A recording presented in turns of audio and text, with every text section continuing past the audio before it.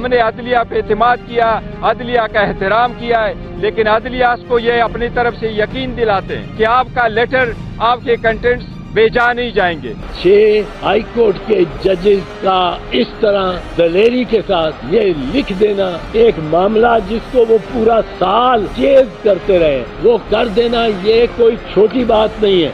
ये अदलिया की बुनियादें हिला देने वाला इनकलाब का पेशखैमा है। ये 6 जजेस जो है ये कौम के हीरो हैं।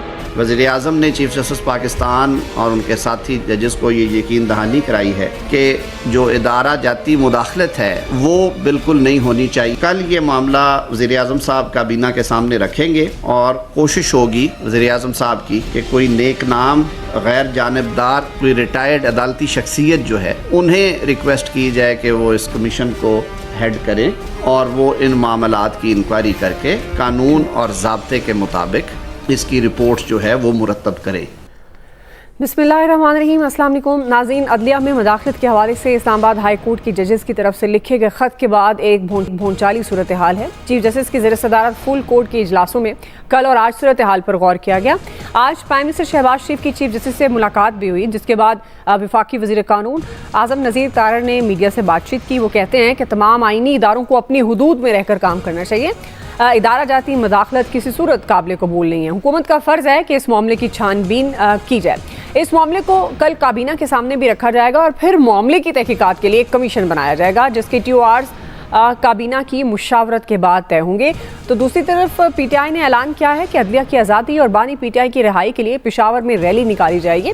बैरिस्टर गौहर ने मीडिया से बात करते हुए कहा कि बानी चेयरमैन से जजेस के लेटर के बाद पहली मुलाकात हुई और इस लेटर के हवाले से बड़े तहफ़्फ़ुज़ात हैं। ख़त के मामले पर बानी जो PTI हैं उनको बड़ा दुख है। PTI रहनुमा फैसल जावेदी कहते हैं कि हमारी तहरीक का मकसद बानी PTI की रिहाई है। आज़ाद अदलिया की तहरीक के लिए बानी PTI ने हिदायत कर दी है। नाज़रीन, क्या हुकूमत की तरफ से जजेस ख़त के हवाले से कमीशन बनाने का फ़ैसला दुरुस्त है और ये कमीशन हालात की संगीनी की मुनासबत से एक रस्मी कार्रवाई है या मामला मंतकी अंजाम तक पहुँचेगा? इस तमाम तर मौजू पर हम बात करेंगे। पैनल का तारुफ करवा दूँ। प्रोग्राम में आज मेरे साथ मौजूद हैं आमिर इलियास राना साहब, हाफिज़ ताहिर महमूद अशफी साहब, नवीद हुसैन साहब, फैसल हुसैन साहब और मोहम्मद इलियास साहब। मैं आप सबको खुश आमदीद कहूँगी। आमिर साहब, आपसे आगाज़ करूँगी, चूँकि हम कल भी जब ये बात कर रहे थे तो ये उसके बाद की जो अपडेट्स कह लें कि एक मुलाकात भी हुई प्राइम मिनिस्टर की चीफ जस्टिस साहब से, और ये जो कमीशन बनाने का ऐलान किया गया, इंक्वायरी कमीशन, अब ये कह रहा है, जैसे एतजाज़ अहसन साहब कह रहे हैं कि 6 जजेस हीरोज़ हैं, अदलिया की बुनियादें हिल गई हैं, तो मामला तो संगीन है और संगीन सूरत हाल को पेश नज़र रखते हुए अब ये जो कमीशन बनाने का ऐलान है, आप समझते हैं ये दुरुस्त है और ये वाकई कमीशन रस्मी होगा या तहकीकात की रोशनी में कोई अमली इक़दामात भी होंगे? वो ना बात सीरियस भी है और मजाक की भी है कि एतजाज़ अहसन साहब अब जिसको कहेंगे ना अदलिया होगी माँ के जैसी, तो बड़ा डर लगता है। इन्होंने हमें एक पहले हीरो दिया था और फिर उसकी मंजीठ खुद ठोकी, यानी इफ्तिखार चौधरी साहब की। इनकी तो ट्रस्ट नहीं कर सकते क्योंकि इनके तजर्बे ने तो हमें मरवाया है कि अब ये इनको कौम का हीरो करार दे रहे हैं। कल को पता नहीं किसकी गाड़ी पे बैठे होंगे, क्या कर रहे होंगे। एतजाज़ अहसन साहब को तो छोड़ ही दें, मतलब वो बहुत सीनियर लॉयर हैं, सब कुछ है, इज्जत है उनकी, लेकिन उन्होंने ही कौम को इफ्तिखार चौधरी के पीछे लगाया था और फिर उनके पीछे लग गए खुद भी और उनके साथ जो बातें करते रहे। अब आप आ जाएं जो जजेस का है, बिल्कुल ठीक हो गया कि ये सुप्रीम कोर्ट की जो फुल कोर्ट है उनकी डिज़ायर थी और उसी की बुनियाद पे प्राइम मिनिस्टर मिले जाके चीफ जस्टिस ऑफ पाकिस्तान से। जो वजीर कानून ने प्रेस कॉन्फ्रेंस की उसमें उन्होंने बड़ा वाज़ेह तौर पे बताया कि चूंकि जहां इन्होंने खत लिखा है वहां पे तो कुछ हो नहीं सकता। जजों के कंडक्ट के बारे में सुप्रीम जुडिशल काउंसिल फैसला करती है, उनके साथ क्या हुआ है उसका फैसला। पहली बात तो यह है कि कल हम बात कर रहे थे कि इन जजेस को खुद तो इन्हें अदालत में लोगों को बुलाना चाहिए था कि जिसने मैसेज दिया आ जाओ, फैसला छोड़ते, बताते कि हमने ये फैसले दबाव में किए या ये हमने फैसले नहीं किए। कोई चीज रिकॉर्ड पे लाएं। वो एक केस का हवाला जरूर दिया गया है कि उसके बाद हम पे प्रेशर आया, वो जो इमरान खान की मुबैना बेटी के हवाले से केस था। उसके अलावा अब ये जो इंक्वायरी कमीशन बनेगा, अब नासिरुल मुल्क और तसद्दुक जिलानी के नाम आ रहे हैं क्योंकि बाकी तो हमारी अदलिया में कोई चीफ जस्टिस रहा ही नहीं जिसपे तनाज़ा ना हुआ हो। यही 2 लोग हैं और इनमें से भी कोई मानता है तो वही इंक्वायरी करेगा और वो सिफारिशात गवर्नमेंट को जाती हैं एज पर का लॉ लेकिन चूंकि इसके पीछे फुल कोर्ट का डिसीजन होगा, ये ध्यान में रखिएगा कि ये सिर्फ हुकूमत नहीं कर रही फैसला, उसको सुप्रीम कोर्ट कह रही है और वो आपको फैक्ट फाइंडिंग देनी पड़ेगी। इन जजेस को पहले सबूत देने होंगे और जब ये कोई सबूत देंगे तो दूसरों को बुलाया जा सकता है ना। इन्होंने इंटेलिजेंस एजेंसी पे इल्जाम लगा दिया और ये हमारे यहाँ फैशन हो गया है कि जिसका दिल करता है इल्जाम एस्टैब्लिशमेंट पे लगा दे। जजेस बड़े मोहतरम हैं, सब कुछ है, लेकिन 10 मई 2023 को उमर अताब बंदयाल साहब चीफ जस्टिस थे, एजाजुल हसन साहब जज थे और जस्टिस काजी फाइज ईसा थे। आपको पता है काजी फाइज ईसा साहब तो जीरो किए हुए थे उन्होंने। उस दौर की जो सुप्रीम कोर्ट थी, ना इनको केस दो, ना इनसे बात करो, ना इनके फैसले सुनो, और इन्हीं की वजह से सुप्रीम कोर्ट के जजेस के 100 मोटो पे पाबंदी लगा दी थी कि आइंदा सिर्फ मास्टर ऑफ द रोस्टर, जिसको मंसूर अली शाह साहब ने बड़ी तनकीद का निशाना बनाया था कि ये कोई इस्तेलाह नहीं है, ये सुप्रीम कोर्ट इन 17 जजेस हैं, कलेक्टिव फैसले होने चाहिए, जिसको लॉ में 3 जज बना दिए गए। अब ये बहुत अच्छा हो गया है कि वंस फॉर ऑल इसको क्लियर होना चाहिए, इल्जामात जिन्होंने लगाए हैं वो सबूत और शवाहिद दें, जिन पे लगे हैं फिर उसके बाद वो जवाब दें, इसके ऊपर फाइंडिंग आए, सुप्रीम कोर्ट उस पर डिसीजन करे। आखिर कभी तो ठीक होना है ना, सही या गलत। इस वक्त तो मैं जजमेंट नहीं दे सकता कि जी ये चीजें बिल्कुल ठीक है या ये सारी गलत है। इदारों को हर वक्त पब्लिक में मशके सितम बनाना। यहां पे देखें जो जजेस के रिमार्क्स आए हैं ना पॉलिटिकली, वो भी उनके कंडक्ट के खिलाफ है। वो लिखते फैसलों में लिखते ना, बातें करने की बजाय टिकर्स ना बनवाएं। और यही अदलिया के अंदर कोड ऑफ कंडक्ट में अब चेंज लानी पड़ेगी। और मेरे हिसाब में जो मैं हमेशा से कहता हूं, इन जजेस की तकर्री FPSC के हवाले कर दें, हाई कोर्ट के अंदर इंडक्शन, सेक्शन जजेस की जो हैं वो, और जो सिविल जज भर्ती होते हैं वो हाई कोर्ट खुद कर रही है, लाहौर में भी नहीं होना चाहिए, ये पब्लिक सर्विस कमीशन के पास जाएं। हमारी अदलिया की निजाम के अंदर जो चिटबाजी है ना कि जी ये उसका जज, ये उसका चैम्बर, ये खत्म होना चाहिए। सही जी। हाफिज ताहिर साहब, आपसे ये जजेस का जो खत है, ये मामला आपके सामने है। अब हुकूमत की तरफ से इंक्वायरी कमीशन बनाने का ऐलान हुआ है, आप समझते हैं कि दुरुस्त है? और ये कितना मौसर होगा इंक्वायरी कमीशन? ये रस्मी कार्रवाई आपको लग रही है या लग रहा है कि वाकई इस मामले पर संजीदगी दिखाई जा रही है और फिर रिजल्ट के बाद अमली इक़दामात भी होंगे? बिस्मिल्लाहिर्रहमानिर्रहीम, नहमदुहु व नुसल्ली व नुसल्लिमु अला रसूलिहिल करीम। देखिए, गुजारिश ये है, मैं समझता हूँ कि वजीर आजम शहबाज शरीफ साहब आज खुद गए हैं चीफ जस्टिस ऑफ पाकिस्तान के पास, और उन्होंने जाके मेरी जो मालूमात हैं या सख्त जान उधर कहीं घूमता फिरता, उन्होंने जाके बड़ा क्लियर कहा है कि जी हम तैयार हैं, आप जो कहें उस तरह से हुकूमत जो है कमीशन बनाने को, इंक्वायरी करवाने को, ये सिलसिला अब बंद होना चाहिए। जैसे अभी आमिर इलियास राणा साहब कह रहे थे कि जिसका दिल चाहे जो चाहे कह दे, जिस तरह चाहे कह दे, ये सिलसिला अब खत्म होना चाहिए। अगर अदलिया जो है वो आपके मुल्क का एक मोतबर इदारा है, तो क्या बाकी इदारे इस मुल्क के इदारे नहीं है?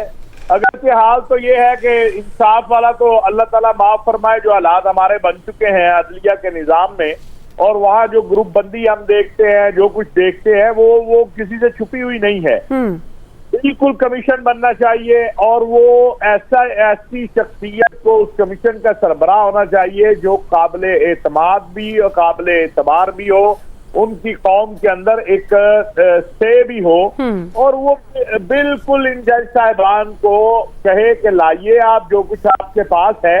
लेकिन एक सवाल पैदा होगा कि आखिर ये इतनी देर इंतजार क्यों करते रहे? सबसे बड़ी बददियानती तो ये है कि आपके साथ ये वक़ुआ हुए, आप खामोश रहे इतना अरसा। इसका मतलब है आप वो प्रेशर कबूल करके उनसे सीधे फैसले देते रहे, तो उसका जिम्मेदार कौन होगा? यानी कोई इनसे भी पूछे कि भाई साहब आपको साल बाद याद आया, आपको 6 महीने बाद याद आया, आज जो खत आपने लिख के मीडिया को दिया, आप उस वक्त रोज आप अदालतों में बोलते हैं, तो आपको अब क्यों ये चीजें याद आ रही हैं? ये अजीब इस मुल्क के अंदर बदकिस्मती है, मैं इसे बदकिस्मती कहूंगा कि जब वाकया हो रहा होता है या कोई मामला होता है, उस वक्त तो हम खामोश हो जाते हैं, और फिर उसके बाद उसके ऊपर जो है याद आ जाता है। तो मैं समझता हूँ कि ये मुकम्मल इसकी इंक्वायरी वजीर आजम पाकिस्तान ने आज ये एक बार ये एक अच्छा जेस्चर दिया है मियां शहबाज शरीफ साहब ने, बल्कि हुकूमत की तरफ से ये एक अच्छा पैगाम है कि हम तैयार हैं। अदलिया जो है बैठे, अदलिया देखे। चीफ जस्टिस साहब आप बताइए, जिस तरह आपकी अदलिया मुतमईन हो हम करने को तैयार है। उसके लिए कमीशन बनता है, कमीशन बनाने को तैयार है। अब सबूत जब आएंगे, चीजें सामने आएंगी तो बात तो फिर होगी, लेकिन एक चीज तो बहरहाल सवालिया निशान रहेगी, और वो इन जज साहिबान की सिर्फ बात नहीं है, हमारी टोटल, खा वो ब्यूरोक्रेसी हो, खा वो हमारे जज साहिबान हो, खा वो हमारे जर्नैल साहिबान हो, जब तक वो अपनी नौकरी में होते हैं ना, सब अच्छा होता है जी। फिर उनको एकदम याद आ जाता है कि हमने सच बोलना है। सही। ये कौन सा सच है जो आपको साल बाद, 6 माह बाद याद आता है? उस वक्त याद क्यों नहीं आता? उस वक्त आप क्यों नहीं बोलते हैं? तो बिल्कुल चीजों को बेहतर होना चाहिए। ठीक है। बिल्कुल अदलिया को एक बात मैं आपसे सिर्फ आधा मिनट लूंगा। जी जी। मैं देखता रहा कि कल से लेकर आज तक एक वीडियो आई जिसमें एक भाई अपनी बहन का गला दबा रहा है, बाप साथ बैठा हुआ है। मैं देखता रहा कि मेरी अदलिया इस पे भी कोई बोले, इस जाहिलियत के उस दौर में हम जिंदा हो गए हैं। हाफिज साहब, वो बहुत खौफनाक काम हो गया है। तो वो उस पे तो कोई बोले, उस पे भी कुछ और ही इतलात तो है। कोई अदलिया से नहीं नजर आया। लेकिन मैं शुक्रगुजार हूँ पुलिस का कि जो सोशल मीडिया पे या इलेक्ट्रॉनिक मीडिया पे शोर हुआ तो चले कुछ कदम उठाया गया। हमारे अलमिये कुछ और हैं, हम फंसे कहीं और हुए हैं। खुदा के लिए इस कौम पे रहम खाए, अदलिया भी, बाकी लोग भी, ये कमीशन ऐसा बना दें, एक बार तय हो जाए कि क्या सच है क्या झूठ है, और फिर जब जज साहिबान भी लगाया जाए तो कोई जाब्ता हो। ये जाब्ता ना हो कि फुलां का बड़ा है, उसका चैम्बर है, उसका जज जाएगा अब। ठीक। और लोगों को ये भी पता हो कि अब ये फुलां के पास रिट लगी है तो फैसला ये आएगा। ये भी रवैया बदलना चाहिए। ठीक है जी। ठीक है हाफिज साहब जी। फैसल साहब, असल में हमारी इस पूरी कौम का ना एक अलमिया है कि हम हस्बे ज़रूरत और हस्बे मौका जो है ना सच बोलते हैं। जब हम समझते हैं ना हमें सच बोलना है, जब भी सच बोलते हैं, और हमें पता होता है कि हम कब झूठ बोल रहे हैं, और हम बोलते हैं और बड़ी रवानी से बोलते हैं, धड़ल्ले से बोलते हैं, कोई हमें इसमें ना बात झूठ बोलते हुए आर महसूस नहीं करता। हमें पता होता है कि सामने है ना क्या हो रहा है, लेकिन फिर भी हम समझते हैं इस पर ज़रूरत जो है क्या बोलना है, उसी हिसाब से हम जो है ना अपनी गुफ्तगू जो है ना वो करते हैं। बहरहाल आमिर साहब की दो बातों से ना मैं तो मुत्तफिक हूँ। एक तो जजेस की तकरीरी का तरीक़ेकार तब्दील होना चाहिए, और दूसरा वकला की अगर कोई तहरीक चलती है तो उसमें एतजाज हसन जैसे लोगों की अब कोई गुंजाइश है नहीं। इनकी तहरीक की कीमत जो है, जिसकी ने सदारत की थी, इस कौम ने जो है ना भुगती है चौधरी इफ्तिखार की सरबराही में। और ये चौधरी इफ्तिखार ने जो जो इस मुल्क के साथ किया, उसमें उनसे ज़्यादा जो है ये जिम्मेदार है कि उन्होंने उनको आज़ादी का और अदलिया का चैंपियन, इंसाफ का चैंपियन बना के जो है ना पेश किया था। बात यह है कि ये जो जजेस का इशू हुआ है, इसमें जो सुप्रीम कोर्ट का फुल कोर्ट रेफरेंस हुआ था उसका क्या हुआ? 2 दिन से चल रहा है, उसकी क्या खबर है? कल क्या उसकी खबर आई? और इसके अलावा अगर कमीशन बनाने पे आपने अगर इक्तफा करना है तो कमीशन की रिपोर्ट आना जो है वो किस हद तक जो है वो कानून क्या कहता है, किस हद तक लाजमी होती है? पाकिस्तान की तारीख अगर आप 47 से उठा लें तो दर्जनों जो है वो कमीशन बने। उन बनाए गए कमीशन में कितनों की रिपोर्ट अब तक जो है वो सामने आ चुकी है, और कितने कमीशंस की रिपोर्ट पर जो है वो अमल दरामद हो चुका है। जब आप कमीशन बनाने की बात कर रहे हैं, इसका मतलब ये हुआ कि आप जो है ना इस सारे मामले पे जो है ना पर्दा डाल रहे हैं, और आप इस सारे मामले पे पर्दा डाल रहे हैं तो आप मसला ये नहीं किसी को बचा रहे हैं या किसी को जो है फंसा रहे हैं। हम ये कहते हैं कि मामला इतना खतरनाक है, अगर ये लोग सच बोल रहे हैं फिर भी खतरनाक है, और अगर जजेस गलत बयानी कर रहे हैं ये फिर भी खतरनाक है। किसी ना किसी कोई ना कोई तो इस सारे मामले में जो है ना गलत बयानी कर रहा है, कोई एक फरीक तो गलत बयानी कर रहा है। तो जो भी गलत बयानी कर रहा है उसको वो सामने लाना नागुज़ीर हो गया है, और आता हुआ नजर नहीं आ रहा। जहाँ शहबाज शरीफ साहब पहुंच गए तो वो तो वही है कि बात हो गई है कि फार्मूले के तहत उन्होंने जाके जो नवाज शरीफ साहब को जो चूरन बेचा था, वही चूरन जो है वो मेरा ख्याल है वो वहां बेचकर जो वो आए होंगे। इसका मतलब ये हुआ कि मामला इसको इसने दबना ही दबना है। लेकिन मेरा जहन कहता है, मेरे पास कोई ऐसा कोई मेरा तजिया कह लें आप, मुझे इस पे जो है ना अदलिया की जो है ना नई तहरीक चलती हुई नजर आ रही है। सही। और अब जो अदलिया की तहरीक चलेगी ना तो इसको हाईजैक नहीं कर सकेंगे जो पुराने खापड़ लोग हैं, जैसे एतजाज हसन वाले लोग हैं, इस सतह के जो बड़े इनको जो नामी गिरामी जो हमारी टॉप क्लास है लॉयर्स की, वो इसको हाईजैक नहीं कर सकेंगे। अगर अभी अदलिया की तहरीक चली तो इसको लीड भी जो है ना वो नौजवान वकील कर रहा होगा, और ये तहरीक जो है वो पहले वाली तहरीक से जो है ज्यादा खतरनाक होगी।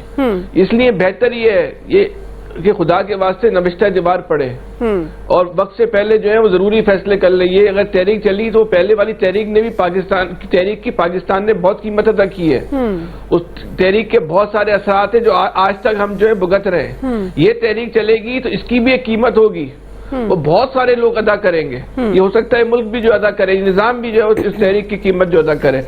उससे पहले जो है फैसले करें, मामले को दबाएं नहीं। अगर कोई इसमें ऐसा कोई मामला है इसको मंतकी अंजाम तक जो है पहुंचाएं। ठीक, अगर इसमें जजेस मुलविस हैं तो उनके खिलाफ भी उतनी सख्त कार्रवाई की जाए कि भाई अगर ये मामला था तो आप पहले क्यों नहीं बोले, आप क्यों गुफ्तगू कर रहे हो। और आपका तो ये चंद अल्फाज है ना, इस पूरे चंद अल्फाज की लिखी हुई तहरीर ने जो है ना पूरे निजाम को तहस नहस करके लग दिया है। ये मजाक नहीं है। जजेस बोल रहे हैं कि ये जो जजेस का लेटर है ये कोई मजाक नहीं है, इसको मजाक नहीं, पूरे आपका निजाम, हमारा सिस्टम जो है वो तहस नहस हो गया। उसके आगे सब तरीके कितने सवालिया निशान लग गए। मुस्तकबिल के जो फैसले होंगे वो भी मशकूक हो गए और माजी के तमाम फैसले मशकूक हो ही गए। तो देखिए मुस्तकबिल के भी आपके सारे फैसले जो है मशकूक हो जाएंगे। जी नवीद साहब, देखिए ये हमारी मेरे ख्याल में मिनहाजुल कौम हमारी एक साइकी बन गई है कि एक इशू सामने आता है तो उस इशू को डिस्कस करने की बजाय हम विक्टिम ब्लेमिंग में चले जाते हैं। अभी भी आप देखें कि ये कोई एक जज नहीं है, 2 जज नहीं है, ये इस्लामाबाद हाई कोर्ट के 2/3 जजेस हैं यानी 8 जजेस हैं और 8 जजेस में से 6 जजेस जो है ये लेटर लिख रहे हैं और जो इल्जामात हैं बहुत संगीन नौइयत के हैं। इससे आपका टोटल आपका जुडिशल सिस्टम जो है यानी एक मुअज़्ज़ब माशरे में जुडिशल सिस्टम जो होता है जहां कानून की बालादस्ती को जो है इस्टेब्लिश करना, इन्फोर्स करना, वो आपकी अदलिया का काम होता है। अब अदलिया अगर इस तरह की बातें आ रही हैं कि हाई कोर्ट के 6 जजेस साहिबान जो है इस किस्म के संगीन इल्जामात लगा रहे हैं और फिर हम ये बात करें कि जी हम उल्टा उठा के उन्हीं जजेस साहिबान के लिए जो है वो ये चीज़ें शुरू कर दें कि जी पहले क्यों नहीं बोले, बाद में क्यों नहीं बोले, उस वक्त क्यों नहीं बोले, तो फिर तो आप इस चीज़ को भी निकाल देना कि इस सुप्रीम कोर्ट ने क्यों जुल्फ़िकार अली भुट्टो का केस जो है वो इतनी दिहाइयों बाद जो है उठाया, उस वक्त क्यों नहीं उठा रहे थे, बीच में इतनी दिहाइयां गुजर गई क्यों नहीं उठा रहे थे। तो इस पे ना आए, ये डाइवर्जनरी टैक्टिक्स हैं, ये आप असल मामले से तवज्जो हटाने वाली बात है। असल मामला ये है कि क्या इस तरह की मेडलिंग नहीं होती रही पिछली गवर्नमेंट, आपके नवाज शरीफ साहब के साथ क्या नहीं हुआ ऐसा, आके अभी जो है वो माजी की गलतियां जो हैं उनको दुरुस्त किया जा रहा है। तो इसका मतलब है कि माजी में भी ऐसा कुछ होता रहा है। तो हमें क्यों अचंबा लग रहा है, ये क्यों हमें लग रहा है कि ये जी अनहोनी बात हो गई है और ऐसे एज इफ कि जी ये ऐसा तो कभी हुआ नहीं और हमारी जुडिशरी के ऊपर तो इस तरह के सवालात उठाए ही नहीं जा सकते।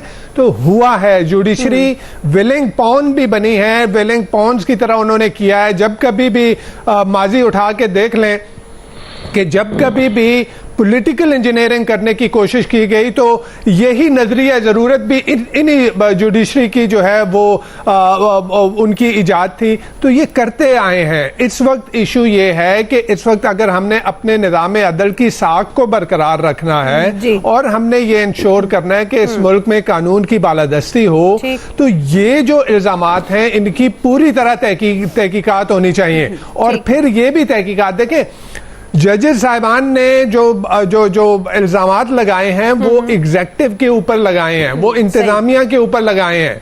तो अब इंतजामिया ही उन इल्जामात की तहकीकात करे तो आई डोंट नो किस तरह से वो तहकीकात कर पाएंगे। और जो जिन जजेस ने ये इल्जामात लगाए हैं, अगेन पूरी तरह से उनकी सेटिस्फेक्शन के वो सेटिस्फाई हो जिस तरह से वो चाह रहे हैं, वो उस तरह से इसकी तहकीकात हो और दूध का दूध और पानी का पानी हो जाए। सारे निज़ाम अदल की साख जो है वो एट स्टेक है दुआ। तो उसके लिए हमें इसी तरह की जो कमीशन बने, जो इंक्वायरी हो, तो वो तहकीकात भी इसी तरह की हो कि सब सेटिस्फाई हो उससे। जी इलियास साहब, देखिए इन जज साहबान ने जो अब का ख़त लिखा है ये बहुत पहले लिख देना चाहिए था, जब इन पर प्रेशर डाला जा रहा था। अगर ये था उस वक्त तो इनको मालूम था कि किस केस पर डाला जा रहा, तो जाहिर है अब चले देर आई, इन्होंने किया तो सही। माजी में भी इस तरह की बातें सुनने को मिलती रहती थी, लेकिन अब तो इन रिटर्न आया, तो रिटर्न जब आया तो अब प्राइम मिनिस्टर साहब ने अच्छा किया कि कमीशन बना दिया है, कमीशन बनाने जा रहे हैं। उसमें कमीशन में फिर इन सब से पूछा जाए और केसेस का हवाला भी लिया जाए, ताकि सारी चीज़ों का पता चले कि किस किस केस में किसने की थी, प्रेशराइज़ किया था, और ये इन्होंने फैसले फिर उस वक्त क्यों दिए। या तो फिर फैसले ना देते उस वक्त, तो अब जब फैसले भी दे दिए तो उन सारे केसेस को देखना चढ़ेगा, सारे मामलात को देखना पड़ेगा, ये कब से हो रहा था, कि इस गवर्नमेंट में हो रहा है, पिछली गवर्नमेंट में कब से हो रहा है। तो उन तमाम चीज़ों को देख के इस मसले को हल करना चाहिए, वरना ये बड़ा सिस्टम का डिज़ास्टर है कि अगर नहीं करेंगे तो फिर ये इसी तरह ये सिलसिला चलता रहेगा। तो ये अब मामलात को सुलझाना चाहिए, इसको बजाय के उलझाना चाहिए कि इसमें, क्योंकि सब लोगों की नज़रें लगी हुई हैं, इनको देख रहे हैं कि अगर इधर से इनको इंसाफ मिलता है या तहरीक चलती है या जो भी मामला चलता है, वो तहरीक चलाने के से कोई फ़ायदा नहीं है। इस वक्त कमीशन बनाने का ज़्यादा फ़ायदा है कि कमीशन से पता चलेगा क्या। अब देखेंगे कौन जज साहिबान कमीशन के सरबराह बनाए जाते हैं, उनको भी तो देखना है। इन जज साहब ये मुतमिन होंगे, ये 6 जज साहिबान मुतमिन होंगे कि नहीं मुतमिन होंगे। उसमें ये तमाम है, तो केसों का भी देखना चाहिए कि किस केस में थे, पॉलिटिकल केस थे कि कौन से केस थे जिन पर प्रेशराइज किया जाता रहा। तो इस तरह ये अब से नहीं है, ये पहले भी होता रहा है, लेकिन पहले ज़बानी बातें, अफवाहें उड़ती थी, इस तरह सुनने को मिलता था। लेकिन अब तो सामने आ गया, तो जब सामने आ गया तो सारे ठीक है, अपोजिशन ठीक शोर डाल रही है कि करना चाहिए। उनको भी पता चले कि उनके केस थे या किसी और के केस थे, या माजी का भी फिर देखें कि किन किन जज साहिबान ने किए और ये किस तरह के प्रेशर लेते रहे और किस तरह के मसले हल करते रहे, क्या मजबूरियां थी कि क्यों किया गया। अब करेंगे तो तब मसले का हल निकलेगा, वरना नहीं है। और इसकी रिपोर्ट भी सब करनी चाहिए, सामने लानी चाहिए और इसके इस्लाह करनी चाहिए, इसकी रिकमेंडेशंस भी ऐसी होनी चाहिए ताकि आइंदा से अदारे अपने हदूद में रहें और उस दायरा कार में रहते हुए काम करें। अगर नहीं करेंगे तो फिर इसी तरह फिर सिलसिला चलता रहेगा। बिल्कुल दुरुस्त बात है, लेकिन ज़ाहिर इंक्वायरी कमीशन बनाने का ऐलान हुआ है हुकूमत की तरफ से। अब इस पर बाकायदा काम होता हुआ नज़र भी आना चाहिए ताकि वंस फॉर ऑल इस इशू को रिजॉल्व किया जाए। ये जो निज़ाम इंसाफ पर जितने सवालात उठाए गए या उठाए जा रहे हैं, ज़ाहिर है इसको ये ख़त्म होना चाहिए। जिन के भी ये तहफ़्फ़ुज़ात, जिन पहलू पर ये तहफ़्फ़ुज़ात उठाए जाते हैं उस पर भी एक ही दफ़ा में अमल दरामद होता हुआ नज़र आना चाहिए। एक्सपर्ट्स क्या कहते हैं वो आपने जान लिया। अभी एक ब्रेक ले रहे हैं, ब्रेक से वापस आएंगे। दूसरा बड़ा सवाल, IMF ने बिजली की कीमतों में कमी की तजवीज़ पेश कर दी है। हम सवाल ये रखेंगे कि हुकूमत बिजली सस्ती करने के लिए IMF तजवीज़ पर अमल करेगी। राय लेंगे ब्रेक के बाद। वेलकम बैक नाज़रीन। गुज़श्ता काफ़ी अरसे से हुकूमत जब भी कोई ऐसा फैसला करती है जिसका बोझ आवाम पर पड़ता है तो उसकी दलील ये होती है कि मुआशी बहाली के लिए सख्त फैसला ज़रूरी है। नाज़रीन, इन सख्त फैसलों के लिए IMF शराइत का जवाब भी दिया जाता है। कभी पेट्रोल की मसनूआत की कीमतों में इजाफा किया जाता है, कभी गैस और बिजली महंगी होती है। आज भी ये खबरें आई कि बिजली 1 माह के लिए 5 रुपये फ़ी यूनिट महंगी करने की इब्तदाई मंजूरी ले ली गई है। लेकिन एक जो सबसे अहम खबर ये कि IMF ने बिजली की कीमतों में कमी के लिए तजवीज़ पेश कर दी है। वजारत ख़जाना ज़राए के मुताबिक IMF ने यह तजवीज़ दी है कि अगर पावर प्लांट्स को मुतबादिल फ्यूल फराहम करके पूरी पैदावारी सलाहियत इस्तेमाल की जाए तो उससे बिजली की कीमतों में शामिल कैपेसिटी चार्जेस में तकरीबन 17 से 18 रुपए की कमी वाक़ हो सकती है। इसके अलावा IMF ने यह तजवीज़ दी है कि मुकामी गैस से सरकारी शोबे के 5000 मेगावाट वाले गैस पावर प्लांट्स को चलाया जाए, जिससे LNG के मुकाबले में 10 से 14 रुपए फ़ी यूनिट सस्ती बिजली पैदा होगी। नाज़रीन, क्या ये इक़दामात काबिल अमल है? और हुकूमत जिस फुर्ती से बिजली महंगी या दीगर सख्त फैसले करती है उसी तरह से बिजली सस्ती करने, आवाम को रिलीफ देने वाले इक़दामात भी करेगी। हाफिज़ ताहिर साहब, मैं आपसे आगाज़ करूँगी। चूँकि IMF ने भी दिया है, अब तो आवाम की बर्दाश्त से ये तमाम चीज़ें बाहर हैं कि हर 2 माह के बाद, 3 माह के बाद कभी गैस बढ़ रहा है, कभी पेट्रोल की कीमत बढ़ रही है, कभी बिजली की कीमत और खाने पीने की चीज़ें तो आपको पता है, वैसे ही रमज़ान में माशाल्लाह हम इतने अच्छे मुसलमान हैं, वो वैसे ही हम खुशी से बढ़ा देते हैं। हाफिज़ साहब, आप ये जो तजवीज़ दी IMF ने, क्या आपको लगता है कि हुकूमत अमल दरामद कर सकेगी? क्या मुआशी तौर पर सख्त फैसले करती है तो क्या कहीं रिलीफ अगर मिल रहा है तो वो देने की पोजीशन में है? देखिए, गुजारिश ये है कि नए वजीर खजाना जो हैं वो आए इसीलिए है, लाए भी इसीलिए गए हैं कि वो सख्त फैसले करके अवाम को कोई रिलीफ मिल सकता है तो उसके लिए कोशिश करें। अल्लाह करे कि कोई ऐसी सूरत बन जाए। लेकिन सच्ची बात यह है कि रमज़ान में आपने कहा ये मुसलमानों वाली तो कोई हरकत ही नहीं है। रसूलुल्लाह सल्लल्लाहु अलैहि वसल्लम ने ज़ख़ीरा अंदोज़ों और नाजायज़ मुनाफाखोरों के लिए वईद जो है, सख्त तरीन वईद का फरमाया है और बद्दुआ इन लोगों के लिए है। तो लेकिन बदकिस्मती है, सिर्फ मुल्क पाकिस्तान है जहाँ पर रमज़ान के अंदर ये में महंगी हो जाती हैं, बकरा ईद में महंगी हो जाती हैं, पूरी आलम इस्लाम में देखें सेलें लगी हुई हैं, लोगों के लिए रिलीफ है। तो कोई अगर महंगी बिजली हुई है, वैसे कभी चीज महंगी हो जाए तो उसको नीचे लाना आसान तो नहीं नजर आता हमारे मुल्क में। कभी कभी हो भी जाता है कि 30 रुपए महंगी की और फिर 1 रुपया सस्ती कर दी।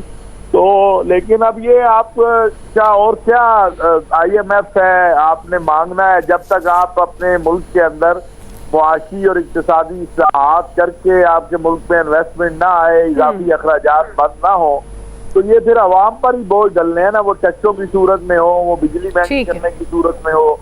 तो अल्लाह करे कि कोई चीजों का कोई नतीजा भी किसी दिन अच्छा निकल आए। सही जी। आमिर साहब,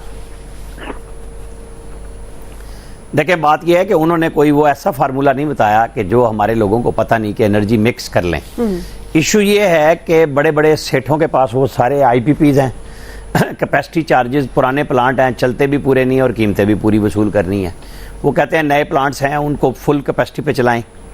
अब इसके ऊपर प्राइम मिनिस्टर को जवाब देना है, अवैस लगारी को देना है और राशिद लंगड़ियाल जो सेक्रेटरी हैं, जो दूसरी तीसरी दफ़ा आके स्पेशली लगे हैं इस पे पावर के ऊपर। अब उन्होंने जवाब ये देना है कि जनाब आप क्या वो काम करेंगे कि आप लोगों को, जबकि नवाज शरीफ के दौर में जब यहाँ पे नैब को मुतारिक किया गया था तो $2 अरब की बचत तो सिर्फ कतर से LNG लाने में हुई थी और बड़ी उसके ऊपर शाहिद खाकान पे भी पर्चे हुए, सब पे हुए और कुछ नहीं निकला। वो भुगत रहे हैं सारे के सारे कि इस मुल्क के लिए अच्छा काम क्यों करते हो। जो माफिया है जो ऑयल के ऊपर बेस तमाम चीज़ों को चलाना चाहता है फर्नेस ऑयल पे, और उसी के नतीजे में माल बनता है और हमें और आपको सबको 2-2, 4-4 रुपए वो हर 2 महीने बाद कैपेसिटी बिल्डिंग के उसके नाम पे कैपेसिटी के चार्जेस आ जाते हैं कि जी इस दफ़ा फ्यूल इतना लग गया क्योंकि पन बिजली नहीं थी। वो यही कहते हैं पन बिजली करो, जो IPPs हैं वो गैस पे चलाओ। अब ये जो प्राइम मिनिस्टर कहते हैं ना, वो इत्तेदाद हसन वाली बात दोबारा कहूंगा कि जी वो अभी सख्त फैसले हमारे सख्त जान ने कहे। भाई सख्त फैसले तो आवाम के लिए होते हैं, बड़े लोगों के लिए हो तो आपको हॉस्पिटल्स भरे हुए नजर आए बड़े बड़े सेठों से कि उनके तो नफे में नुकसान हो तो हार्ट अटैक होता है, मतलब वैसे तो मर ही जाए। इशू यही है कि हुकूमतों को उनको पकड़ना है, उनके गले को पकड़ना है कि भाई बहुत खा लिया, पेट भर चुका आपका, आम आदमी के लिए करें काम। जी फैसल साहब, एक तो मुझे आज तक समझ में नहीं आया इस सख्त फैसलों से अवाम को कैसे रिलीफ मिल सकता है। फिर हम बचपन से यानी जब से भी हमने अखबार पढ़ना शुरू किया है, उर्दू जबान पढ़ने आई, उस वक्त से खबर पढ़ते आ रहे हैं कि अब अवाम के लिए जो है ना सख्त फैसले का, इस सख्त फैसलों पे चल रहे हैं हम, बस सख्त फैसले होते चले जा रहे हैं, उसकी कीमत ही अदा करनी पड़ती है ना, रिलीफ कैसे मिलता है। फिर दूसरी बात, इस मुल्क में चले जो कुछ हो रहा है, इस मुल्क में कोई ऐसा आदमी है, कोई ऐसा इदारा है कि उस आदमी को दरियाफ्त करे जिसने कैपेसिटी चार्जेस का जो एग्रीमेंट है उस पर दस्तखत करवाया, ये इस्तिलाह जो है इंट्रोड्यूस करवाई, तो कितना जो भी है, जो भी हुकूमत है, जो भी फर्द था, चाहे अफसर था या सियासतदान था, वो इस कौम के साथ, इस मुल्क के साथ, नस्लों के साथ कितना बड़ा जुल्म कर गया। कितने पैसे पकड़े गए होंगे इस काम के, मुझे बताया 10 अरब, 50 अरब, 100 अरब, कीमत कितनी बड़ी इस कौम को, नस्लों को, इस मुल्क की तबाही की शक्ल में जो है वो बर्दाश्त करने वाली है। किसी ने पूछा, जिसने भी उसमें इंट्रोड्यूस करवाई थी, सख्त फैसले होने थे। चलें ठीक है, जाहिर है अवाम को रिलीफ नहीं मिलना मतलब। ब्रेक क्विकली, ब्रेक से वापस आएंगे, यही सवाल नवीद साहब, इलियास साहब का टेक लेंगे, हमारे साथ रहिएगा। वेलकम बैक नाज़रीन। नवीद साहब आपसे भी यही सवाल, काइंडली वक्त का ख्याल रखिएगा, टाइम कम है। हुकूमत बिजली सस्ती करने के लिए आपको लगता है IMF की तजवीज़ पर अमल करेगी?